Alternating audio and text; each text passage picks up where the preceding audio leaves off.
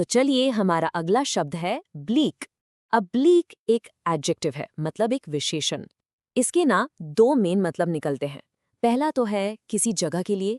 सोच के देखिए, एक ऐसी जगह जो बिल्कुल उजाड़ हो, सूनी हो, दूर दूर तक कोई पेड़ पौधा ना हो।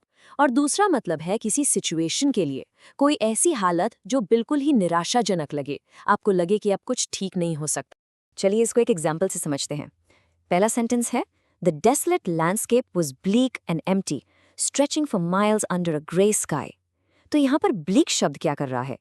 ये उस उजाड़ जमीन की एक पूरी पिक्चर बना रहा है आपके दिमाग में। मतलब एक ऐसी जगह जो मीलों तक बिल्कुल खाली है, सुनी है, और ऊपर भी बस ग्रे आसमान है, एकदम बेरंग उदास सा माहौल। ये शब्द उस जगह के सूनेपन को, उसके सन्नाटे को फील कराता है।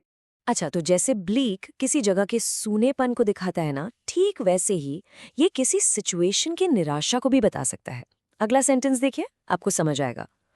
After the factory closed, the towns economic future looked bleak. इसका मतलब क्या हुआ? मतलब ये कि फैक्ट्री के बंद होने के बाद उस शहर का जो आर्थिक भविष्य था, वो एकदम अंधकार में, निराशा में डूबा हुआ लग रहा था।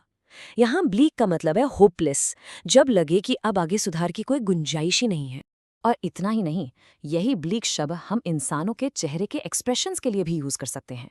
सुनिए इस सेंटेंस को, he wore a bleak expression on his face after hearing the bad news. तो यहाँ इसका मतलब है कि वो बुरी खबर सुनकर उसके चेहरे पर एक अजीब सी, बिल्कुल खाली सी निराशा छा गई थी। एकदम ब्लैंक एक्सप्रेशन, जैसे आप कोई होप बची ही नहीं है।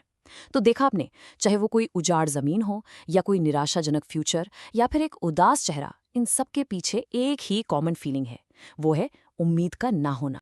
तो अब एक रियल वर्ल्ड एग्जाम्पल देखते हैं कि ये शब्द असल में इस्तेमाल कैसे होता है। ये कोट फाइनेंशियल टाइम्स से है। Analysts offer a bleak forecast for global markets in the coming quarter. यहाँ पर ब्लीक फोरकास्ट का मतलब है एक बहुत ही निराशाजनक भविष्यवाणी।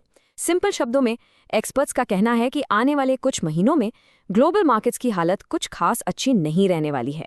तो इससे एक और बात साफ होती है कि ये जो ब्लीक शब्द है ना, ये आपको अक्सर न्यूज़ और फाइनेंशियल रिपोर्ट्स में मिलेगा जब भी किसी नेगेटिव आउटलुक की बात हो रही।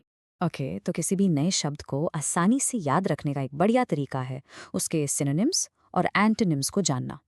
तो चलिए ब्लीक के कुछ सिनोनिम्स देखते हैं, यानी इससे मिलते जुलते शब्द। ये हैं ग्रिम, डेसोलेट, ड्रेरी, सॉम्बर। इन सभी शब्दों में वही उदासी, सूनेपन और निराशा वाली फीलिंग है। और अब देखते हैं इसके एंटोनिम्स, यानी इसके ऑपोजिट, इसके उल्टे शब्द। Bright, cheerful, hopeful, pleasant. जैसा कि आप सुन सकते हैं, ये सारे शब्द खुशी, रौनक और उम्मीद की बात करते हैं, जो ब्लीक से बिल्कुल ऑपोजिट। बस आज के लिए इतना ही। मिलते हैं नेक्स्ट वीडियो में। Happy learning.